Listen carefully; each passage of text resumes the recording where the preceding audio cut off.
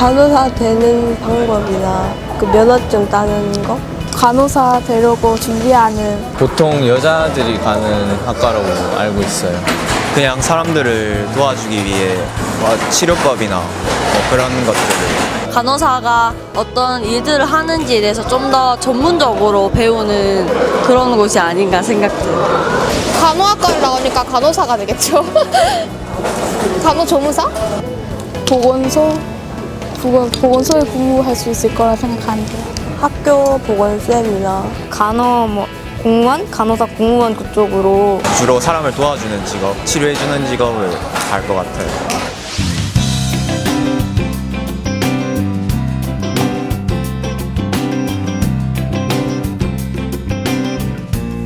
변수가 많은 대학 입시, 저 변춘수가 여러분의 학과 선택을 도와드리겠습니다. 안녕하세요. EBS 입시 온라인 학과 선택 MC 변춘수입니다.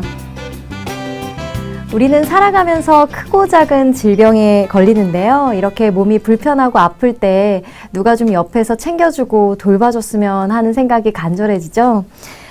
몸과 마음이 약해져 있는 환자에게 전문적인 지식으로 치료를 돕고 또 병을 이겨낼 수 있도록 정신적인 지원을 해주는 사람, 네, 바로 간호사입니다. 오늘 만나볼 학과는 간호학과입니다.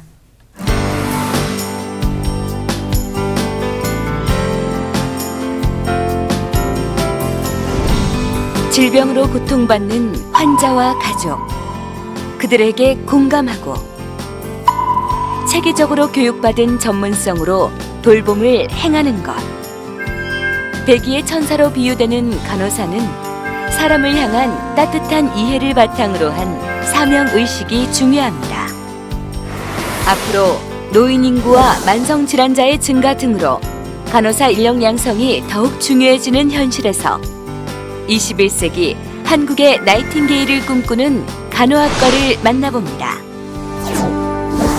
네, 오늘 만나볼 학과는 간호학과입니다. 먼저 함께 이야기 나눌 분들 소개하겠습니다. EBS 강사시죠? 정동환 선생님 나와주셨습니다. 안녕하세요. 안녕하십니까? 안녕하십니까? EBS 진로 진학 전문 교사 정동환이라고 합니다. 여러분들의 진로의 길이 되어드리겠습니다. 네, 또 한 분은 현재 간호학과에 재학 중인 학생인데요. 가톨릭대학교 간호학과 4학년 김요섭 학생입니다. 어서 오세요. 네, 안녕하세요. 네, 사실 간호학과 하면 당연히 간호사, 그리고 간호사 하면은 뭐 의사를 보조해주는 역할로만 알고 있는데 우리가 그 간호의 기본 개념은 잘 모르고 있는 것 같아요. 네네. 선생님, 간호란 무엇인가요? 간호라고 했을 때 nursing이라고 해요. nursing. 네. 돌보다라는 뜻입니다. 네. 아픈 환자나 임종 환자를 이제 돌보는 것뿐만 아니라 지역사회 인구에게 건강과 질병을 관리하는 것에 대해서 알려주는, 보호하는 그런 과입니다. 네. 그리고 질병과 상해를 예방하는 모든 것을 통틀는 넓은 범위의 뜻을 가지고 있습니다. 그렇군요. 선생님, 지금 말씀하신 그 간호 개념 중에서 현대 상황에 발맞춰서 뭔가 달라지거나 강조되고 있는 부분이 있나요? 간호라고 하는 그 본질은 큰 변화는 없었습니다. 네. 대신에 간호사의 기능이 계속 분화되어 있고 세분화되어 가고 있습니다. 그러니까 수십 개의 진료 학과가 생기고 그리고 전문 분야가 생겨가고 있습니다. 이게 좀 특기할 만한 부분이 전문 간호사도 생겨나고 있습니다. 네. 전문 간호사라고 하면 보건복지부 장관이 임명하는 간호사인데요. 해당 분야에 굉장히 깊은 지식을 가지고 있습니다. 그래서 이런 분들은 의료기관과 지역사회 내에서 본인이 자진해서 간호 대상자, 아까 말씀드렸던 개인, 아픈 개인과 가족, 그리고 지역사회를 대상으로 굉장히 수준 높은 지식을 응축해서 안내해주는 그런 전문 간호사가 많이 생성되고 있습니다. 네, 그 전문 간호사에도 분야가 있나요? 있죠. 네. 분야가 13분야가 있습니다. 네. 어떤 분야가 있냐면 제가 알려드리겠습니다. 네.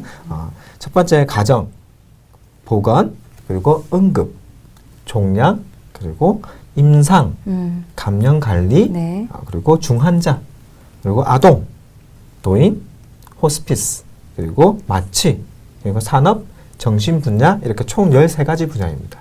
그렇군요. 네. 네. 간호사 하면 우리가 일반적으로 여자 간호사를 떠올리게 되는데요. 최근에 남자 간호사가 많이 늘었다라는 걸 뉴스를 통해서 접했는데, 선생님, 실제로 이 간호학과에 대한 고등학교 남학생들의 인식이 많이 변했나요? 많이 변했죠. 저희가 간호사 하면 여자 간호사를 생각할 수 있죠. 그렇죠. 여학생이 나올 거라고 그렇죠. 생각했겠죠. 여학생이 생각했는데 남학생이 나온 거예요. 이만큼 많은 변화가 생긴 거죠. 그래서 지금 실제 남자 간호사 숫자가 거의 10,000명을 넘어섰다고 합니다. 그리고 간호 국가시험에서도 10% 이상이 합격을 하고 있다고 합니다. 네. 많은 숫자죠. 계속 네. 늘어나고 있습니다. 예. 이렇게 보면 남자 간호사가 여자 간호사보다 왜 좋냐? 신체적 조건이 가장 좋습니다. 지금 취업률이 높은 이유를 다르게 바라보면 이직률이 높다라고 해석할 수도 있거든요. 이직률이 높은 이유가 뭐일 것 같으세요? 힘드니까. 예. 아까 말씀하셨는데 3교대 공부를 하고 예. 그리고 내에서의 사람을 대하다 보니 대인관계에서 오는 스트레스가 생각보다 엄청나거든요. 네. 그래서 이직이 많은 직종에 힘도 많이 써야 되고 하는 부분인데 남학생들이 그런 부분에서 이제 그렇죠. 자리냐 체력적인 면에서 그렇죠. 그리고 많은 수요가 있고 그렇구나. 또 많은 학생들이 관심을 갖고 있어서 수요와 공급이 맞아 떨어져서 많은 값들이 올라가고 있습니다. 아, 그렇군요. 네. 이 남자 간호사 대입을 준비하는 남학생들에게는 새로운 도전 분야일 수 있겠습니다. 그런데 저는 학교 생활이 좀 궁금해지는데요. 어떻게 돼요? 동기가 몇 명인가요, 총? 저희 지금 96명 정도 있어요. 그 중에 남학생은 13명 정도. 진짜 네. 꽃밭이네요. 네. 그렇게 이제 여학생이 많은데 그 속에서 생활하는데 어려움은 없나요? 좀 여러 가지가 있는 것 같아요. 네. 첫 번째로는 저희가 일단 학과 공부도 많고 이제 임상 실습을 하다 보면 공부할 내용도 너무 많다 보니까 사람 자체가 계속 지치게 되는 것 네. 같아요. 그럴 때 취미 생활이나 뭐 이런 스트레스 풀 수 있는 방법을 좀 공유할 대상이 많이 적은 게 좀 아쉬운 부분인 것 같아요. 학교를 다니면서.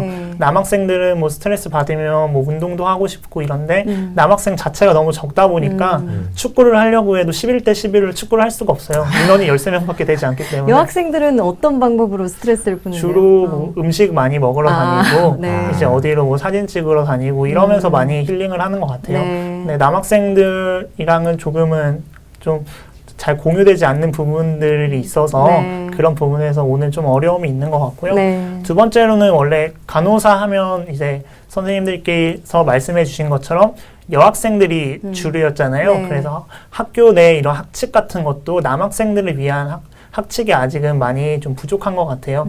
예를 들어서 군대를 갔다 온 친구들 같은 경우에 이제 예비군 훈련을 가거나 이런 부분에 있어서도 학칙 자체에서 그런 부분을 고려해 본 적이 없기 때문에 그런 학칙이 아예 존재하지 않는군요. 네, 그래서 그런 부분에서도 남학생들이 좀 겪는 애로사항이나 이런 부분들도 좀 있었던 것 같고요.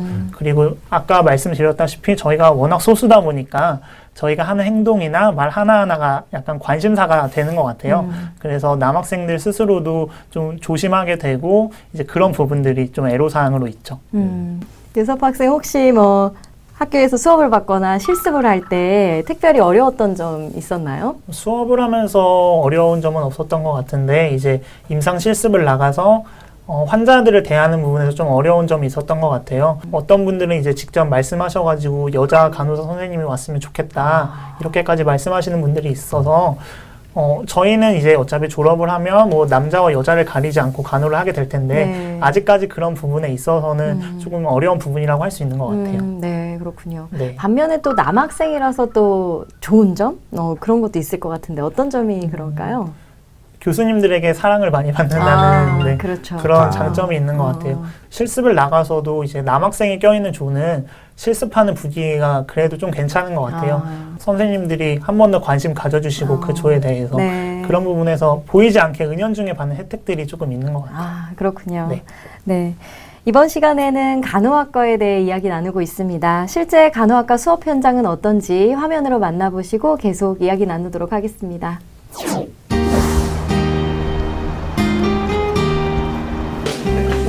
가톨릭대학교 간호학과의 수업 시간.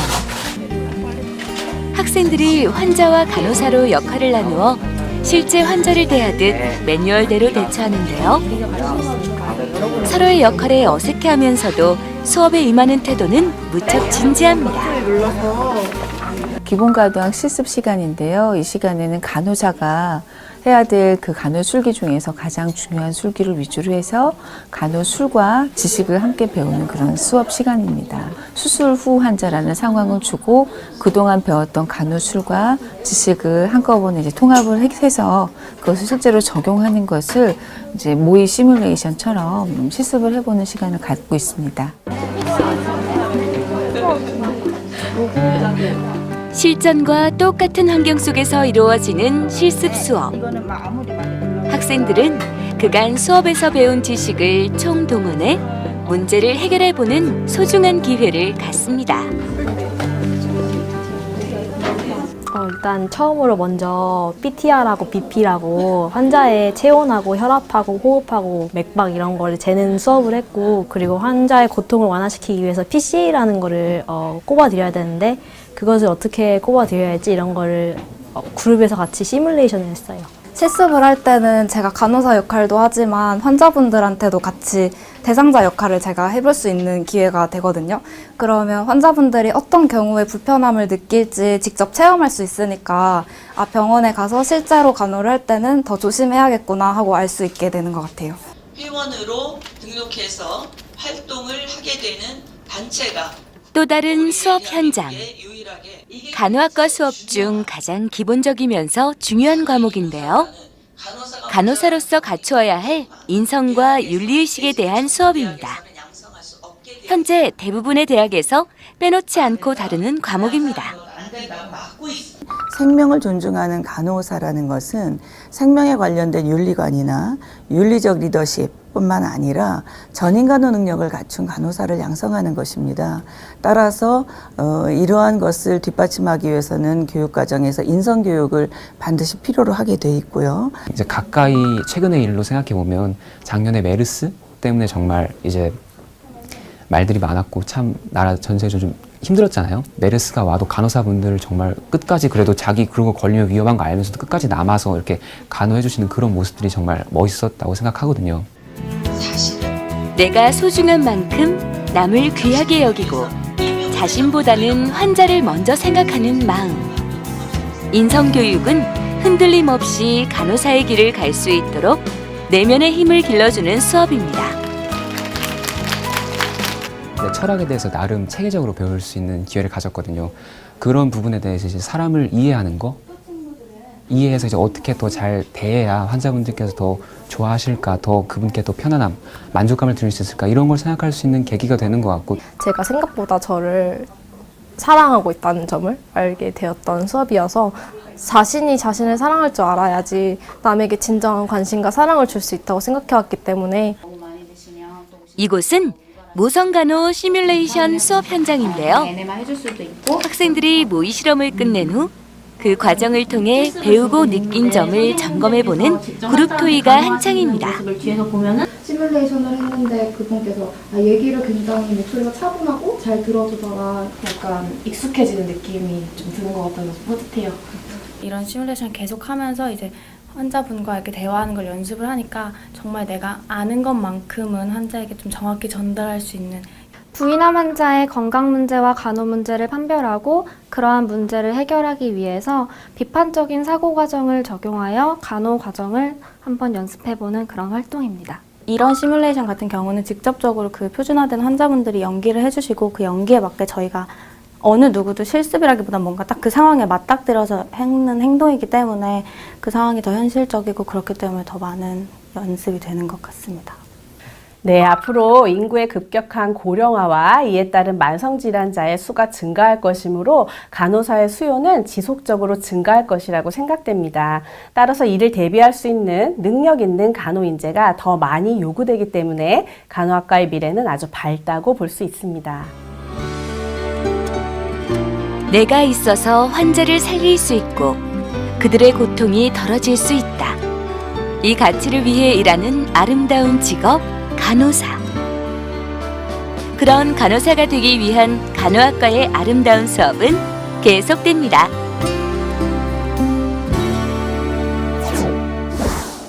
네, 실제 현장과 비슷한 환경에서 실습하는 모습이 제법 전문가다운데요. 선생님, 이 간호학과에 진학하면 커리큘럼은 어떻게 구성되어 있나요? 네, 간호학과는 간호 국가고시 시험을 준비하기 위한 이론 공부와 임상을 갖춰서 실습을 병행해서 배우게 되는데요. 네. 1, 2학년 때 같은 경우에는 이제 교양 과목을 배우고 기초 학문을 배웁니다. 그리고 3, 4학년이 되면 전공에 관련된 필수 과목들을 배웁니다. 그리고 병원이나 관련된 기관에 가서 현장 실습을 하게 되는데요. 여기서 이제 배우는 과목을 좀 살펴보면 성인 간호학, 그리고 아동 간호학, 그리고 정신간호학, 그리고 모성간호학, 그리고 노인간호학, 그리고 기본간호학, 그리고 의료복규 등을 배우고 있습니다. 그렇군요. 네. 요섭 학생 학과 공부하면서 가장 재밌었던 과목 어떤 과목 있을까요? 네, 제가 공부를 잘하진 않는데 간호학 자체 수업이 되게 흥미롭거든요. 그래서 네. 모든 수업을 다 재밌게 들었던 것 같아요. 네. 일단 간호학이라고 하면 사람들이 이제 의학이랑도 많이 헷갈리시는 네. 분들이 많은데 네, 네. 예를 들어서 요즘에 우리나라에 되게 암 환자들이 많잖아요. 그럼 이제 의학적인 관점에서는 뭐 항암 치료를 한다거나 아니면 뭐 수술을 해서 절제를 한다거나 이런 식의 방법을 생각하지만 저희는 이제 항암 치료를 하면서 발생하는 문제들, 예를 들어서 뭐 이렇게 열이 난다던가 아니면 너무 심하게 구역질을 한다던가 이런 증상들이 있을 수 있거든요. 네. 이제 그러면 의학적인 관점에서는 이런 몸의 생리 기전을 보고 해열제를 주면 이 사람이 열이 떨어지고 뭐 구토제를 이제 구토를 안 하게 하는 약을 주면 구토가 멈추겠다고 생각을 하지만 간호학적인 관점에서는 이 사람이 막 구역질을 많이 하게 되면 마른 크래커를 먹게 한다든지 아니면 찬물을 먹게 한다든지 아니면 양치를 자주 하게 해서 자기 입에서 나는 냄새로 인한 구토를 예방한다든지 아니면 뭐 열이 나면 뭐 얼음 주머니를 대준다든지 이런 식으로 저희는 의학과 다른 관점에서 환자들을 바라보기 때문에 이런 부분을 가르치는 간호학 수업이 너무나도 흥미로웠던 것 같아요. 아, 그렇군요. 의학과 간호학은 다르다. 요섭 학생 이제 말을 듣다 보니까 의사는 환자의 질병을 치료하는 데 목적을 두고 간호사는 환자가 병을 이겨낼 수 있도록 좀 따뜻하게 지원해주는 그런 역할이라는 생각이 드는데요. 그런데 우리가 이제 병원에서 간호사님이라고 이제 부르는 그런 사람들이 모두 다 간호학과를 나온 간호사들인가요? 저도 처음에 실습을 나갔을 때 너무 많은 직군이 있어서 네. 많이 헷갈리더라고요. 근데 저희가 알다시피 이제 간호사와 이제 간호조무사 선생님이 계시거든요. 네. 일반 대중들의 머릿속에는 간호사와 간호조무사 선생님들의 그런 역할 자체가 구분이 안 되죠. 구분이 잘 안 되는 네. 그런 부분이 있는 것 같아요. 어떻게 다른 거예요? 간호사랑 간호조무사가? 간호사 같은 경우에는 간호전공 4년제를 나온 뒤에 국가 이제 간호사 시험을 꼭 통과를 해야 됩니다. 네. 그렇게 해야지 간호사가 되고 네. 간호조무사 같은 경우에는 고등학교를 졸업한 뒤에 일정 양성기간이 있어요. 네. 양성기간에서 실습과 임상을 통해서 어느 정도 자격이 되면 자격증을 받게 되거든요. 그래서 간호사는 의료인입니다. 간호조무사는 의료 보조 인력으로 분류되어 있습니다. 예, 그렇군요. 네. 요섭 학생 이번에는 이제 간호학과 다니면서 나 참 간호학과 오길 잘했다라고 생각이 든 순간 있었나요? 소개 좀 해주시죠. 이제 생명을 다루는 그 최전선에서 환자들을 돌보고 이제 그런 부분에서 오는 보람과 감동, 이제 그런 거를 느낄 때가 간호학과에 가장 잘 왔다는 생각이 들고요. 네. 또 일례로 저희 동기가 이제 실습을 하면서 어떤 환자분이 선생님은 나를 보는 수많은 환자 중에 한 명이겠지만 나는 오늘 나를 만나러 온 선생님을 잊지 못한다 라는 그런 얘기를 해주더라고요. 네. 그래서 이제 제가 경험하지 않아도 그런 얘기를 들을 때 정말 내가 간호학과에 오길 잘했구나 라는 생각을 하게 되는 것 같아요. 네, 정말 학생들에게 선생님은 제가 그냥 많은 학생 중에 한 명일 뿐이지만 선생님 잊지 못할 거예요. 그러면 정말 좋을 것 같은데요. 저희 안고 싶은 그런 학생일 것 같아요. 좋습니다. 네, 이번에는 특별한 현장을 다녀왔습니다. 보통 간호학과 3학년이 되면 임상 실습을 나가기 전에 중요한 행사가 있다고 하는데요. 가톨릭대학교 간호학과 나이팅게일 선서식 현장을 다녀왔습니다.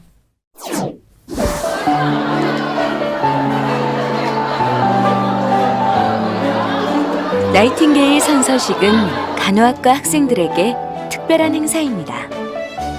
식이 시작되고 미래의 나이팅게일들이 입장했습니다. 오늘 이 자리에 있는 간호학도들은 어떤 간호사가 되길 꿈꿀까요? 선서식의 의미와 뜻을 알리는 말씀과 함께 촛불 점화가 이어졌습니다. 나이팅게일 선서식에서 촛불을 밝히는 이유는 자신을 태워 세상을 밝히는 촛불처럼 고통받는 환자들에게 사랑을 실천하는 나이팅게일의 뜻을 따르겠다는 의미입니다. 전문 간호직에 최선을 다할 것을 간호하면서 알게 된 개인이나 가족의 사정은 비밀로 하겠습니다. 간호대학 3학년 대표 이상현. 나이팅게일 선서식을 마친 학생들은 한 뼘은 더 자라 있었습니다.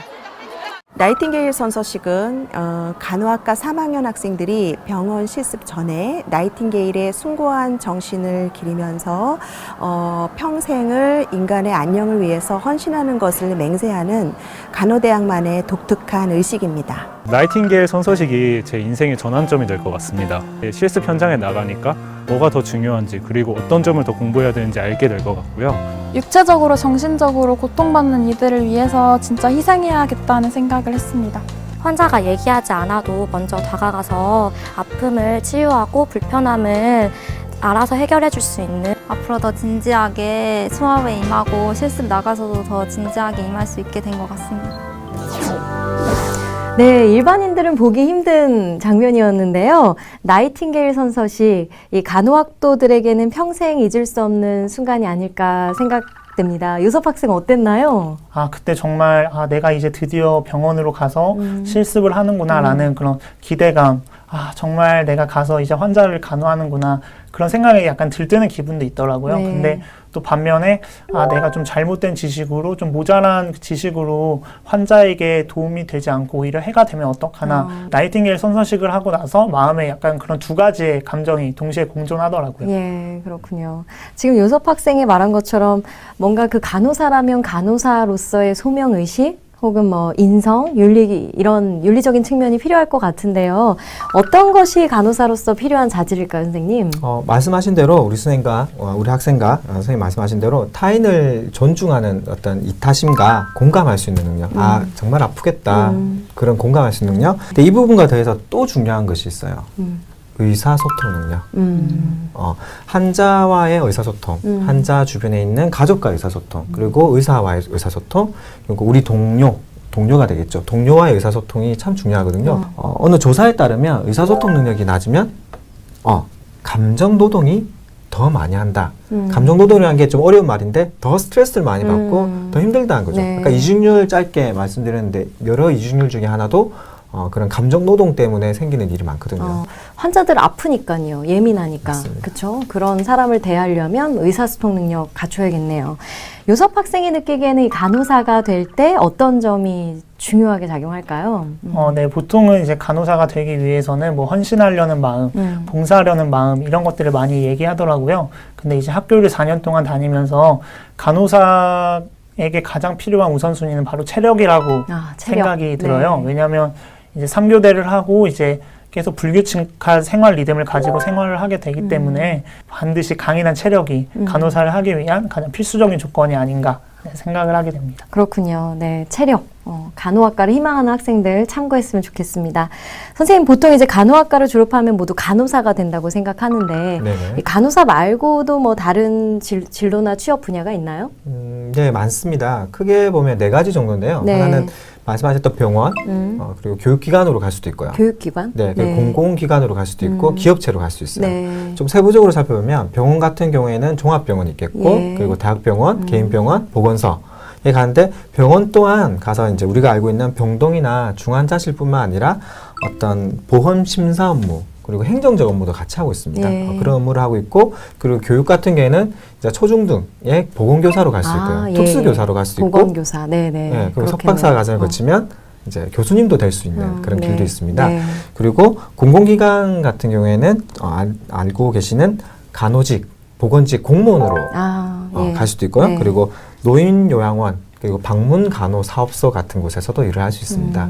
그리고 마지막에 이제 기업 같은 경우에는 우리가 알고 있는 근로자 건강을 관리해야 되잖아요. 예. 그래서 근로자 하고 있는 보건관리자 쪽 혹은 제약회사 보건복지부 산하에 있는 또 여러 가지 기업들이 많이 있거든요. 그곳에 취업을 할 수 있습니다. 그렇군요. 네. 네, 우리가 알고 있는 이 간호학과를 졸업하고도 이렇게 다양한 분야로 취업이 가능했군요. 네, 이번에는 간호학과를 졸업한 선배들을 만나봤습니다. 화면으로 함께 만나보시죠. 저는 현재 신경계 중환자실에서 일을 하고 있고요. 3차 병원에서 일을 하게 되면은 병동이나 중환자실, 응급실, 수술실 등의 자기의 적성을 고려해서 신청을 하게 되고 병동을 배정받아서 일을 하게 되는데 제가 일하고 있는 신경계 중환자실의 경우 중환자 중에서도 뇌졸중이나 뇌종양, 척추질환, 중증 외상 환자분들의 적극적이고 집중적인 치료를 위한 곳으로 저는 이곳의 간호사로서 환자분들의 치료를 돕고 있습니다. 간호사는 환자 치료의 최접점에서 환자분들의 생명을 살리고 생명의 탄생부터 임종까지 환자 가족 곁을 묵묵하게 지켜주는 숭고한 직업입니다. 물론 그 이면엔 자기 몸보다 무거운 환자분들을 욕창 방지를 위해서 체위 변경을 해야 되는 수고도 있고 바이러스나 균에 노출된 위험도 안고 있으면서 휴일, 주말, 밤낮 없이 3교대로 일하고 있는 남모르 수고도 있습니다. 하지만 간호사는 이 사회에 꼭 필요한 사람들이라고 생각을 하고요. 도전하시기 바랍니다. 간호사들은 학생들이 생각하기에 취업이 잘 된다, 연봉이 높다 이렇게 알고 있는 학생들이 많은 것 같아요. 근데 그거에 비해서 이면에 가려져 있는 3교대를 한다든지 그리고 많은 환자들과 보호자들을 상대해야 되고 그리고 내 몸이 힘들 때에도 그분들의 아픈 것들을 먼저 생각해 줘야 하는 것들을 먼저 아셨으면 좋겠습니다. 가장 중요한 점은 환자를 사랑하셔야 되세요. 일도 힘들고 업무 분담이 굉장히 몰아치는 와중에도 내가 진짜 이 환자를 위해서 힘들 때에도 일을 할 수 있겠는가 이런 것들을 생각해 주시면 될 것 같습니다. 네, 좋은 말씀 잘 들었습니다. 요섭 학생은 이 간호학과를 지원하려는 고등학생들에게 어떤 말을 해주고 싶으신가요?